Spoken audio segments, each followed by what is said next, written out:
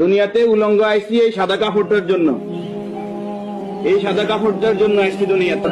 আমার মেয়ে, আমার স্ত্রী, আমার বোন, আমার মা বেপরদায় চলে। আমরা হইলাম দায়ুস। ওই পুরুষ দায়ুস যে তার স্ত্রী সন্তানকে পর্দা করায় না। আপনি থাকতে আপনার স্ত্রী কিভাবে ফেরিয়ালার সামনে যায় আলু ফ্রাইস কিনে?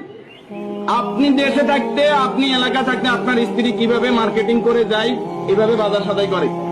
আপনি পুরুষ কেন পর্দার ব্যাপারে সচেতন নয়? আপনার উপযুক্ত মেয়ে ওড়না ছাড়া ঘর থেকে বের হয় কিভাবে?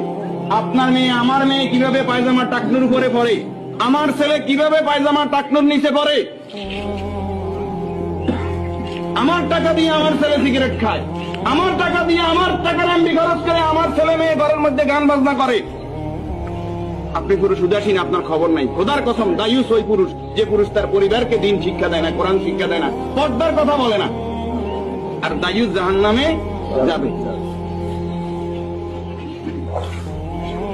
এই দুনিয়াতে আসছে সাদা কাপড়টার জন্য, শুধু এই সাদা কাপড়টা অ্যারেস্ট করার জন্য।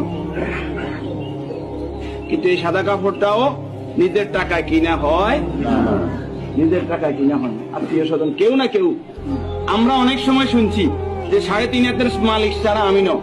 আমি নিজে 8-10টা কবর এইভাবে দিছি যে উনি যে জায়গা দেখাই গেছে এই জায়গার কবর দিন আর জায়গার দিছি আমাদের বাড়িতে।